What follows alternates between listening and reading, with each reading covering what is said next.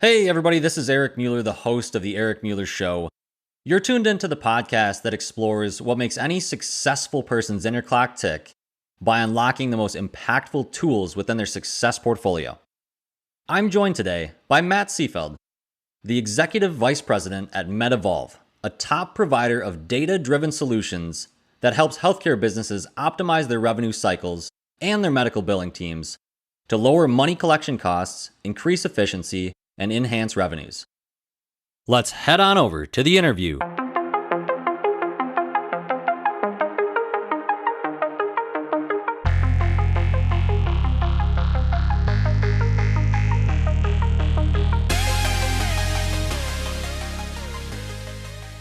Matt, welcome to the show. Eric, thanks for having me on. I'm looking forward to our discussion. I'm looking forward to this one, Matt. And before we really dive deep into this, really the entrepreneurial story of yours and the background you have and the expertise on healthcare revenue cycles as a whole, we want to know what makes up your success portfolio. So if you're new to this show, a quick background, a way to view this is to think of your investment portfolio. Basically that compilation of those financial assets that lays the foundation for financial goals. Well, here on the Eric Mueller Show, I want to discover how successful people like Matt really invest in themselves and build the foundation for their success as a person. So Matt, start us off. What are some skills or traits, habits or mindsets that make up your success portfolio? Yeah, well, I think the first word that comes to mind for me is discipline. I think there's a misconception out there where people think it's motivation that drives success, and that's not. I can be highly motivated to lose weight, but am I disciplined in doing what it's going to take between diet and exercise to give myself the best shot at achieving the outcome that I want and I hope for? So I think discipline is the number one thing. The other thing is, and my dad taught this to me years and years ago, is that we control actions, not outcomes in life. I coach a lot of youth sports, and whether it's an 8-year-old baseball player or it's a 17-year-old high school track athlete, I make sure that they understand that you can say you want to achieve this, but there's no guarantee no matter what you do, you'll ever achieve it. But what you can do is show up, be disciplined, and make sure that your actions are aligned. That's going to give you the best shot at that achievement. It's the old, I want to play professional baseball. That's a great outcome. That would be amazing, wouldn't it be? Now, what are we doing every day, right? How obsessed are we willing to be? And what length are we willing to go to give ourselves the best shot at that? I think the third thing is around obsession. And I know obsession can be like a bad term, like, oh, you're obsessed about something. But I really do believe that in order to be successful in what you want to achieve, right, you have to have the discipline, but you also have to become obsessed with achieving that goal. And as an entrepreneur, I can tell you, I learned this firsthand. I started my career in healthcare consulting, was flying all over the country, meeting, trying to work on the revenue cycles or the financial side of the healthcare, right? So the service gets delivered. Now we got to get paid for it. There's a lot of people, a lot of process, a lot of technology involved in that. Early on in my career, I realized there was a big gap between the financial systems communicating to the insurance companies and back to those healthcare providers on basic information, right? Basic things that you would need to know to make sure that you're not leaving a lot of money on the table. So I left Deloitte in 2006, at the end of 2006, to start my first company, which was Interpoint. And that's what we did, was we basically were filling that gap through workflow automation and analytics. So when you think of like entrepreneurism, and Eric, you and I were talking about this a little bit before the show began, it's not about coming up with the idea that nobody's done. Every once in a while, somebody does do that, right? It's great. Okay. You really nailed it, right? It's actually about looking at something that's impacting your life in a negative way, or people around you or whatever it is, and saying, is there a better way to do these things? And if the answer is yes, then the question is, do you have the discipline and the obsession to take a shot at it? Because there's no guarantee. I mean, I spent 7 years, and it was a recession. It was the Great Recession, right? If any of your listeners remember what the economy looked like in 08, 09, and 2010, it wasn't a good time to start businesses or run businesses, right? And so you had to really, really get creative with how you were going to remain solvent, knowing that tomorrow you may not be. and it's no different than saying I want to be a pro baseball player and not making it. I didn't make it. Okay. Well, did you learn anything along the way? Absolutely. Did you have fun along the way? Absolutely. Did you experience things in that journey to that outcome that you just didn't get that's going to apply to other areas in your life to make you successful? Absolutely. And so I think that's really, really important for your listeners to understand, is that starting companies is it's great. It's great to start a company. But the question is, do you have the discipline and do you have the obsession that it's going to take in the hard times? Right? When it's easy, but it's not going to be easy no matter what the idea is. Yeah, and we also, Matt, we talked pre-interview as well about just athletics, and you share a background, honestly, in track and field as well. Like myself, you were a thrower and I was a distance runner, but you also had some distance running experience earlier in your life. And so that discipline piece and how important that is to succeed in those elements of, athletics. Did you find that really the definition of success for you and the way that you view success, did you realize that changed over time for you throughout your career? And maybe athletics shaped that a little bit. But I sometimes think you can put kind of a metric on, are you a successful athlete in some ways by, how high you place, how much, how much you've, won, or, you're able to somewhat tie it to that. But there's also the intangible piece of success where, how much have you grown by simply training for, a race or an event. And it doesn't necessarily matter how you place because you've grown. It kind of relates a little bit to what you just shared about entrepreneurship. But if I were to ask you right now, what is your definition of success? What would you say, Matt? So for me, actually, it was not so much about what outcome I was going to achieve. It was about learning, how did I compete? And this is something that I train all of my throwers. And I coach high school track here in San Diego. Is I say, you're going to go up against people that may have better technique. They may be, in the case of throws, they may be stronger. They may be a lot stronger. But the question is, the above the neck stuff, the stuff going on between your ears, that can make or break an athlete, right? And so I would get into like the NCAA nationals as a skinnier guy. I qualified each year in shot put, discus, and hammer. So people assume without seeing me that I would be this huge, guy. I'm not small, 6'5". I was probably 245, 250 in college, but that was actually weight wise pretty light for a thrower. But I knew how to compete. I knew how to make sure that I didn't allow noise to distract me. I didn't allow other competition and what they're doing to distract me. It wasn't always that way. I wasn't born with that. That's something that I had to learn and experience the negatives and the positives with to figure it out. But it's really, really important when you start to think about the emotional sobriety. I tell this to my sons, is like the only person that can make you feel bad is you. And it's like, wait, what do you mean, Dad? So-and-so said this about me. I said, okay, how did you take that? Did you dismiss it, or did you internalize it as truth? It's not truth. It's what they said. You create truth, right? And so learning how to compete in athletics was the most important piece. And it was really the mind. And when we talk a little bit later in the show about sobriety and recovery, I used the same tools to give myself the best chance at becoming sober and maintaining sobriety too, which I know we'll get to. But a lot of people think it's about the trophies. They think it's about the ribbons. They think it's about the fame. Look, those are all awesome things. But I can show you a kid that comes up second place that may be much mentally stronger than the kid that walked into first, right? And especially you see that on team sports a lot too. It's how you battled, it's how you competed, and there's no shame in that. I think when we make it about the outcome first, we lose a lot there. And I see it in youth sports. I'm a lot older than you are, Eric, but I've been coaching these youth sports now for the last 7 or 8 years. You see this, a 9-year-old who goes to tears because he strikes out, or it's like, whoa, wait a minute, what? How many at bats are you going to have? First of all, in the majors, if you hit 2.5 out of 10 times, you're making millions of dollars. Like, why are we upset about that? Like, the biggest home run hitters strike out the most. Like, so teaching people at a younger age to start to really focus on the mind, control actions, not outcomes, become obsessed with the goals that you say you want to achieve, knowing that you may never achieve them, but man, that journey along the way is going to be pretty special.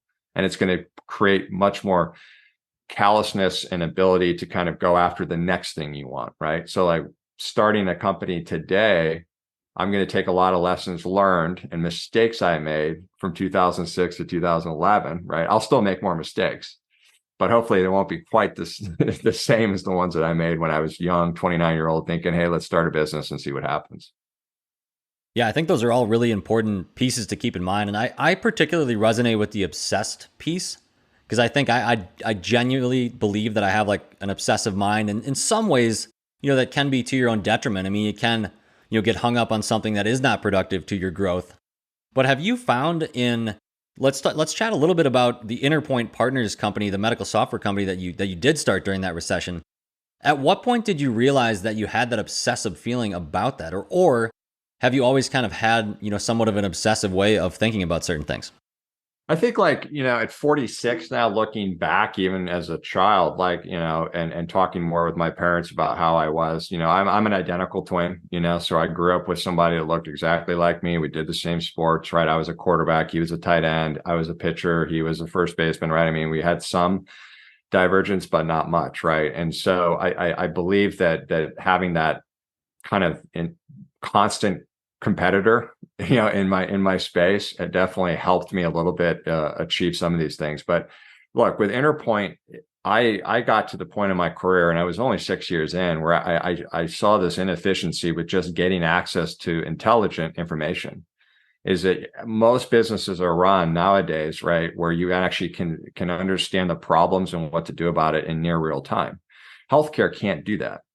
Healthcare still to this day is so archaic with the way in which they run their businesses, which is why you keep seeing failures time and time again, right?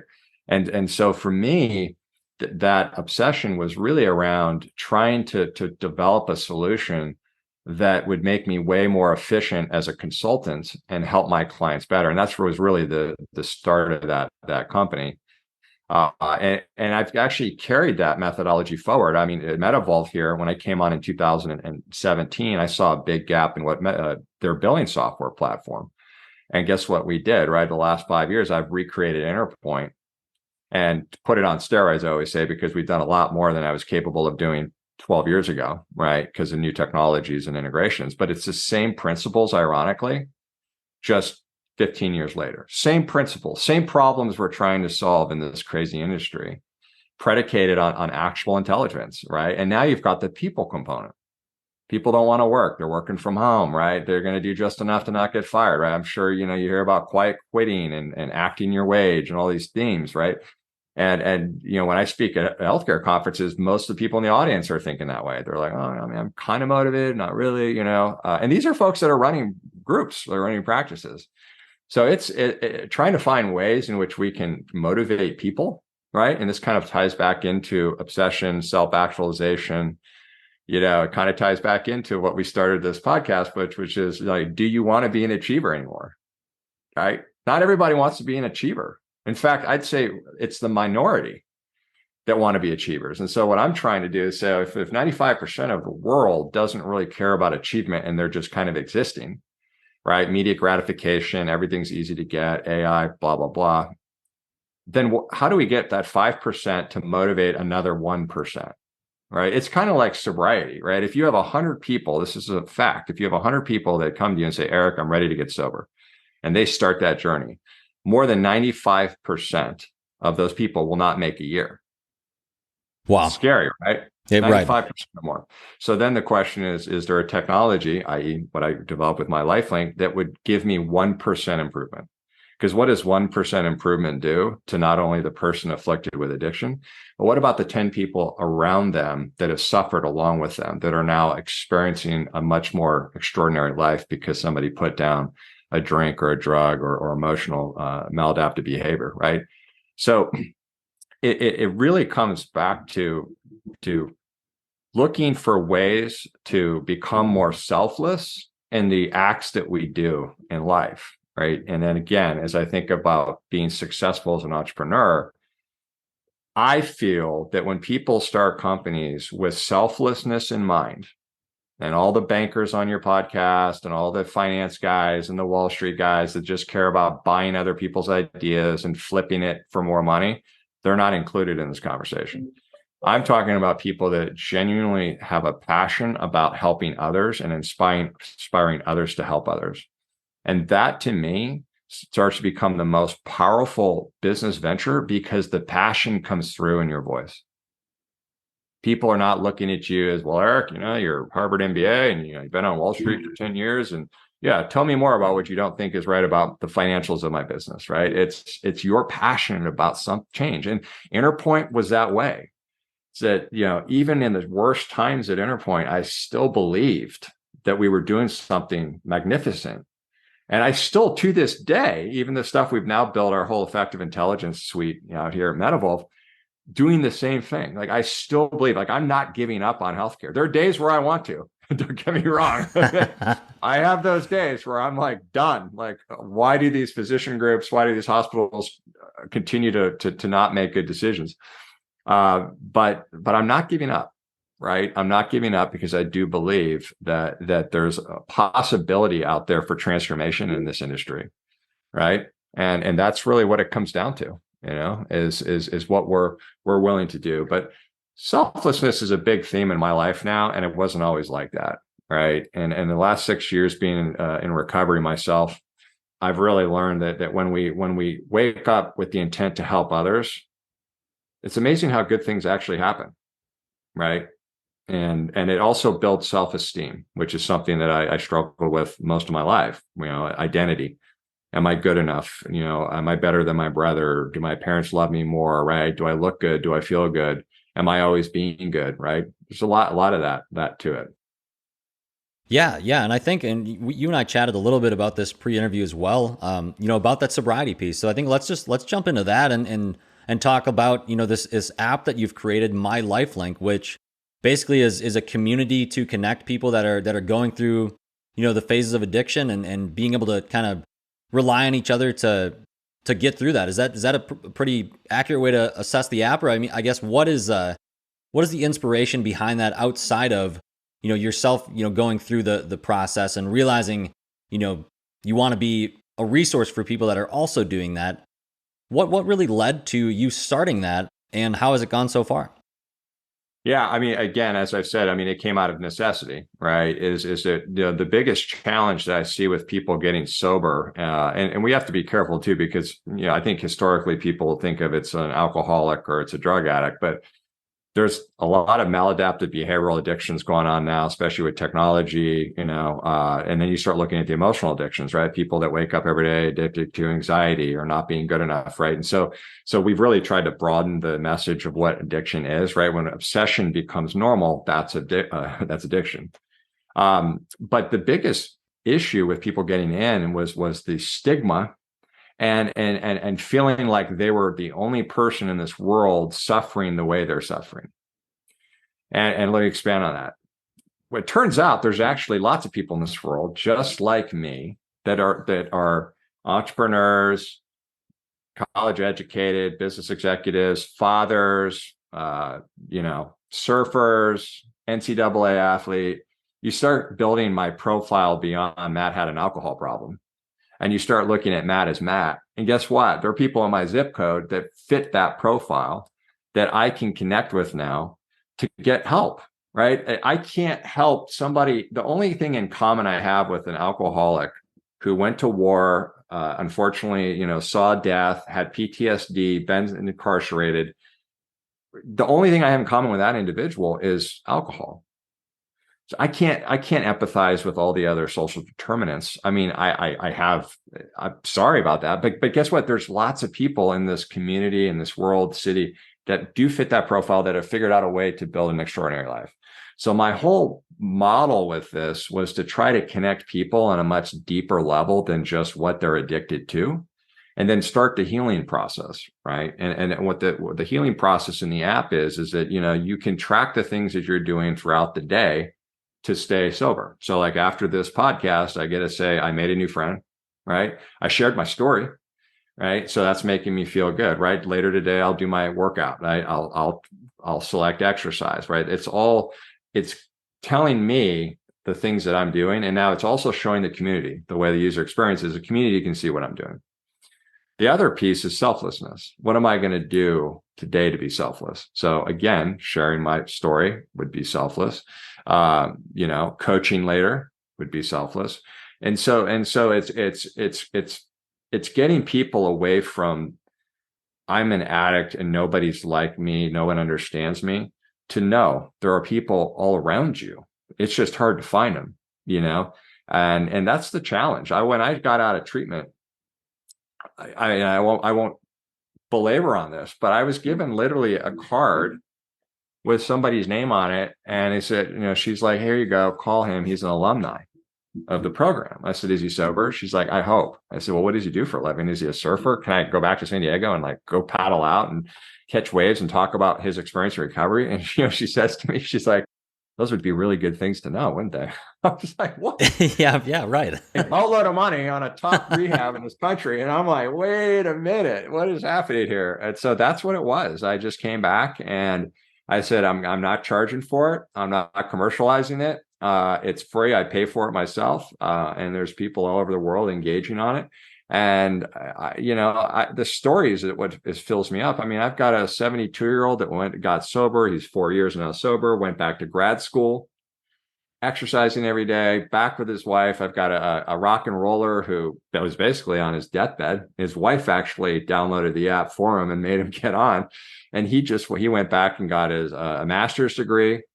He's a better rock and roll player. He teaches kids now. He's got his wife back. I mean, so again, those stories drives the energy. You can see it in my voice, hear it in my voice and see it in my face of success. Now, unfortunately, right, for every one of those success stories, statistics are still against all of us. And that's another reason to have this virtual 24/7 community, is that if you start to feel the urge or triggered or something bad happens, you don't have to go wait for an AA meeting or something like that to open up, right? There's somebody there ready to listen, we have like an SOS triggered button, boom, click it. Somebody's going to say, hey, what's on? Video chat, jump on a video chat. Let's go. Let's talk about it. What happened? Oh, you lost your job. Okay, let's work through that, right? And so it's also that support network of community of like-minded individuals, that tribes, right? And I think creating these tribes of people that are all looking for the same thing, the common goal of recovery, and then working together to achieve it. And in this virtual age now, it's scary. I mean, I had a soon-to-be 9-year-old last night. We're sitting in the hot tub, and he's telling me about this one video game on his headset, whatever, one of those Oculuses, and he's like talking about the next generation. He's like, Dad, I mean, at some point, like it's going to be, we won't even have to go anywhere. Like if we want to go experience like another country, we can just put a headset on, and they're going to have like all these. And I'm like, Jax, I want to go fly and experience the other country, dude. Like, I don't want to go fly fishing on a virtual river. I want to take you to Montana and go fly fishing, bro. I want you to smell and he's looking at me like, what? I'm like, so think about like this world and technology is creating natural disconnection at a rapid rate. So, and for people suffering from addiction, that's terrible, right? Disconnection is terrible. So I'm trying to combat that with connection and connectivity, right? But still realizing that, hey, some of these technologies are great, right? The fact that I can Zoom through the app and, in a moment's notice with a group of like-minded addicts is awesome, right? Couldn't do that 10 years, 15 years ago. So we leverage it when we can. Yeah, I mean, obviously very inspirational. I think that's making, the selflessness piece and the wanting to make a difference piece. I think that also really resonates with me behind the driving forces of entrepreneurship and wanting to do something that you feel is actually making a difference. And so I think obviously at the end of the day, you need to make a living, you need to be able to support yourself, but something like this where you wanted it to be free, you didn't want to monetize it, it obviously fits in, I feel like very naturally with what it is designed to be. And having that community, like you shared, if someone has a trigger, they feel like they might fall back into it, to have someone that they can quickly go to and have a resource for them. Because maybe they can't rely on a friend or a family member or something. I mean, you don't know where everybody's at. So yeah, I just really think that that's a really cool app. I'll obviously tag that in the show notes so anybody can go check that out. And yeah, and Matt, as we switch gears a little bit now too, to talk about what you're doing at MedEvolve, and really there's probably a fair amount of people listening that are involved in healthcare. Are you able to just briefly provide like an overview of the healthcare revenue cycle, maybe for providers, and how it could impact the financial health of either a private practice or something like a hospital?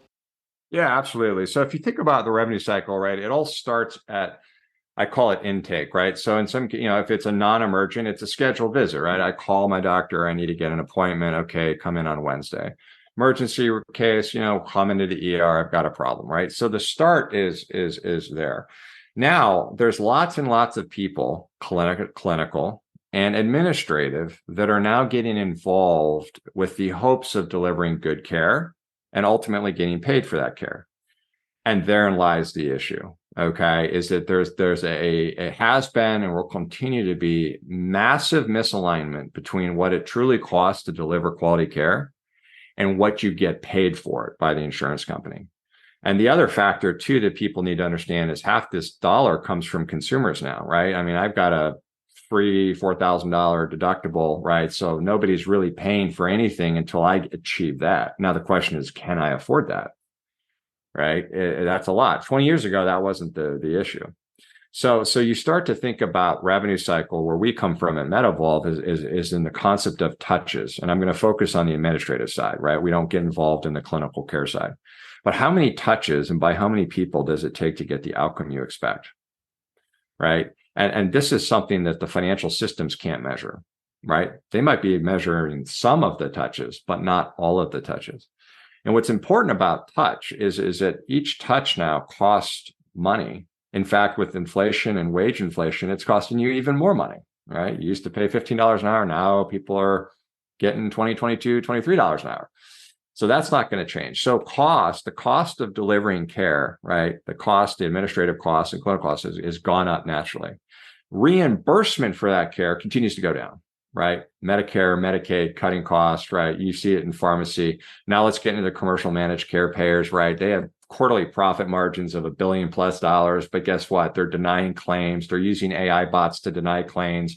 No, Eric, I'm not going to pay you for treating my patient. And here's why. And I hope your administrative team doesn't figure that out. And I can just, you have to write it off.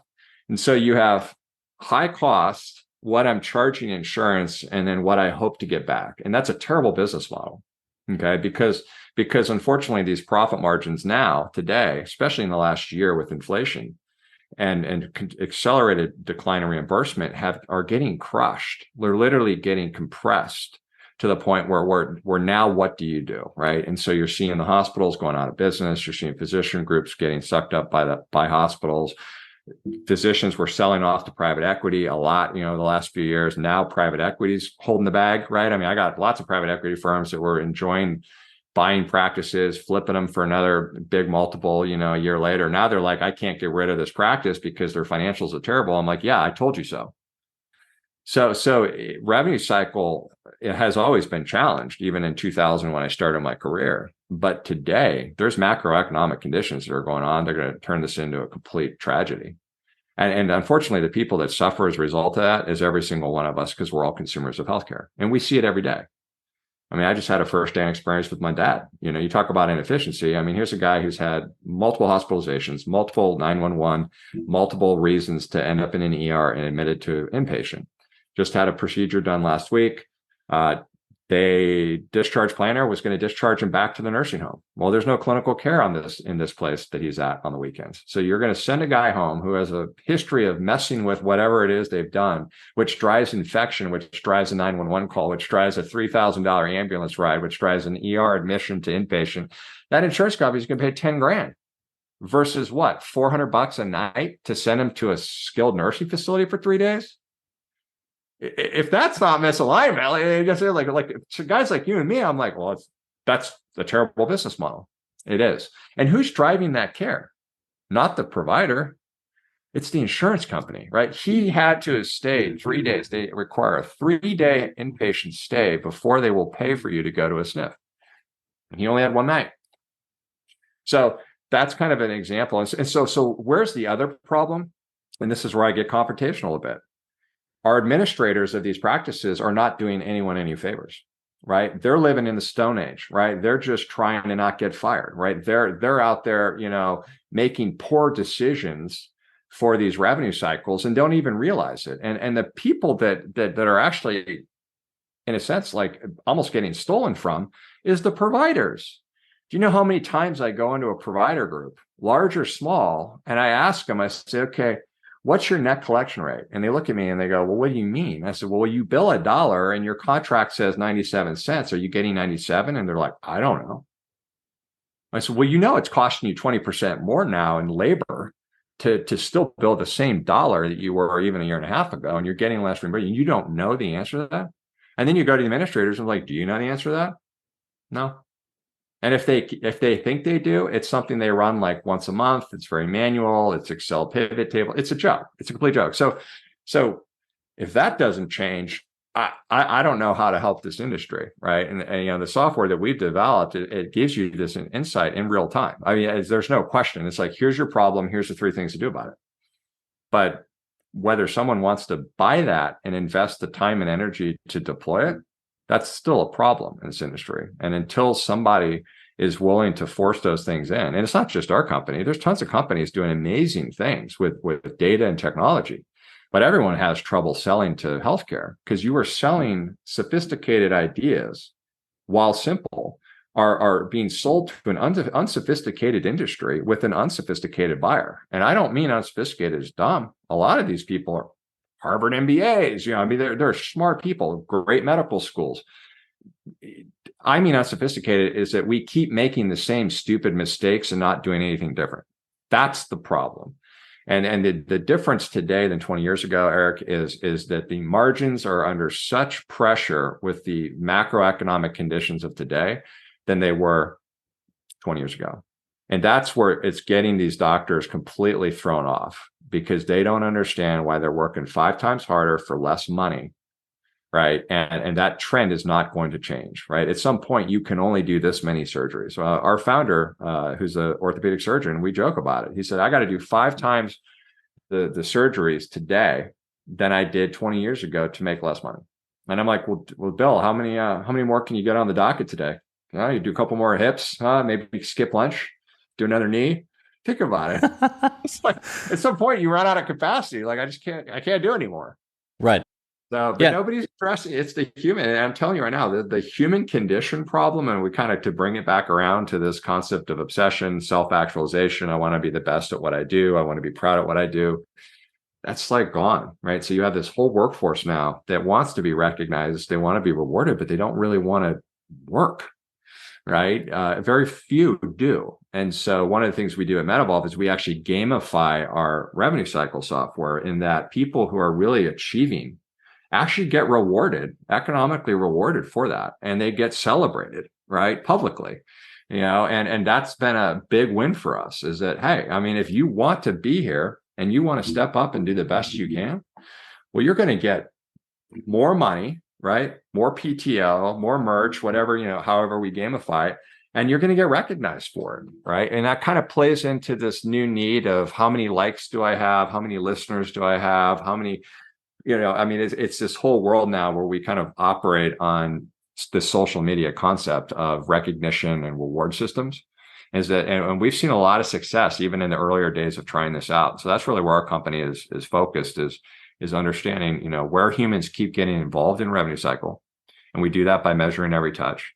And then we start to diagnose quickly through our analytics stack is why do these humans still, what mistakes are being made? How do we need to improve people, process, and ideally technology and alignment between the 3 to improve, I call it the no human had to get involved rate. Right now, I can tell you across all of our clients, I had my best client still has humans getting involved in about 35% of the claims that go out the door. And my average client, it's like less than 50%. It's like 50%. That's a lot of humans at 20 to 22 bucks an hour that are getting involved and trying to get you paid for the services you guys as clinicians are delivering. Right. And during that time, you made me think of, the definition of insanity is doing the same thing and expecting a different result. So it's kind of like we're there with the healthcare revenue cycle, and it's obviously not improving in terms of the costs are increasing and the reimbursement is decreasing. So it's like you're kind of going to a bottleneck of, do you think at some point, Matt, we might reach a point where like it's just going to collapse? I mean, I guess how close might we be to that? Or is that something that you feel like would just not happen? I guess I'm trying to trying to figure out not a doomsday proposition, but just how close are we to something like that maybe occurring? I mean, I think we're closer than we realize. I think that the again, this is my opinion, but I think that this country is never going to, at least in my lifetime, is going to adopt a single payer system, right? Because that would be a natural single payer, understand the cost, get rid of commercial managed care, right? People want to pay for extra insurance they can, but at the end of the day, right, that would be a step in the right direction. But are you willing to pay 50-60% of your income tax so that everybody can have that, right? And I live in a state where I'm already getting taxed out the wazoo here in California, and so that's a harder model. I think that what scares me more is it's the payment models are also changing, right? And so where it used to be, I deliver a service, I bill the insurance pays me per contract. Now you're getting all the value-based care, right? So it's like, well, I'm going to pay you if you achieve these metrics. And so what's happening now is that, and again, those haven't really like taken off the way that people assume they would over the last 15 years, but it's coming, right? Where there's going to be more pay for performance initiatives, especially in the commercial managed care and Medicare, Medicaid, is to hold the providers more accountable for the quality outcomes. That takes a lot of time and a lot of money to deliver. And there's still no guarantee you're going to get paid, right? So all of this game, right? You walk into a grocery store and you load up your cart and you put it on the belt. You just get told at checkout, like it's $100. And you're like, great, here's my $100, right? Healthcare, you get up there, you're told it's $100, but then the payer's only going to pay you, I'll give you 60 today. I need you to write 40 of that off to bad debt. I don't have the money to pay the extra 40. What other business would do that? Right. And none, zero. So when reimbursement keeps being so fickle, like patterns and models and stuff, the thing that's fixed is the cost of delivering the care and the administrative burden of billing for it and getting paid for it. Right. That's relatively fixed and inefficient still. Right. But on the reimbursement side, it's not. I think the other big thing is the true cost of delivering care. Right. You're a pharmacist. I mean, do you think McKesson is getting crushed? No. Those profit margins for those drug companies, those profit margins for those supply chain companies, those profit margins for the insurance companies are doing great. Who's not doing great? The healthcare providers who have their bond ratings being dropped, who can't get good loans, who are relying on federal subsidies, or state subsidies to stay afloat, right? And then let's talk about one last thing, which is, well, I'm just not going to treat those types of patients. I mean, okay, I'm an orthopedic surgeon. I'm like, I'm done with Medicare, and I never treated Medicaid. And frankly, I'm only going to treat either cash pay or Blue Cross Blue Shield because I have a good relationship. So now we're limiting, society. It's like, oh, I'm sorry, I have this issue that I need solved because it's causing pain in my life, but I can't find anyone who's going to take me. I mean, it's horrible. I mean, look at rehab. Let's talk about rehab. Good luck finding top-notch rehabs, that are going to take your insurance. Right? You're coming out of pocket, man. And if you don't have the means, or the family doesn't have the means, then what? Are you out of luck? Possibly. It's such a funny. I see revenue cycles today that have so much opportunity to drive improvement, but the decisions that keep getting made by the administrators and the lack of knowledge and understanding of the providers doesn't seem to be changing. It's really, that's the most alarming part. So to your question on where is this going, not a good place. I mean, we know we're not going to go to a single payer. We know whoever the next president is or the president after that's not going to solve this problem. And yet the bigger problem is the misalignment between the payer, the provider, and the consumer. And I think the misalignment between the consumer and the payer and the provider and the payer are the widest, right? I think provider and consumer is getting better, right? Treating portals, better information, better understanding of what you're going to call, pay for service. But it's that damn payer. It's that third party that's paying you, right? That's always been the trouble and is continuing to be the trouble. And that's a hard business to run when you don't really know if you're going to get paid or not. Right. Yeah, I saw that firsthand, in my experiences coming through school, working with a lot of independent pharmacy owners back in Oklahoma. And really, yeah, I mean, you see that, and it's that's what got me thinking from the entrepreneurial standpoint of like, there probably is a better business model for this. And that's what kind of led me to not necessarily want to own an independent pharmacy, because you can't really run it like a business. I think the grocery store example is a perfect example of that with, the payment. Like where could you possibly go to buy, athletic equipment to do track and just say, I'll give you $250 of the $500 tab today. And it's like, who's going to take that? No one's going to do that unless there's some type of contract built out or something, which yeah.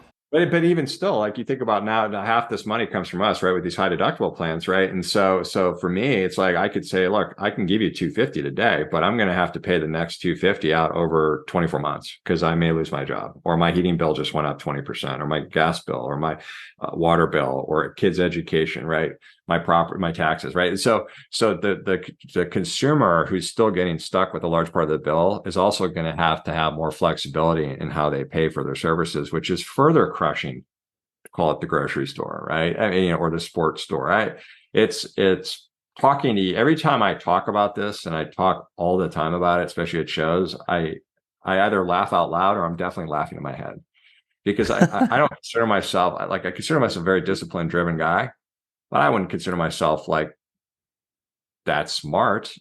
I'm sitting here going like, this is the most practical problem that I can see. Why am I still having these conversations 2 decades, more than 2 decades into my career?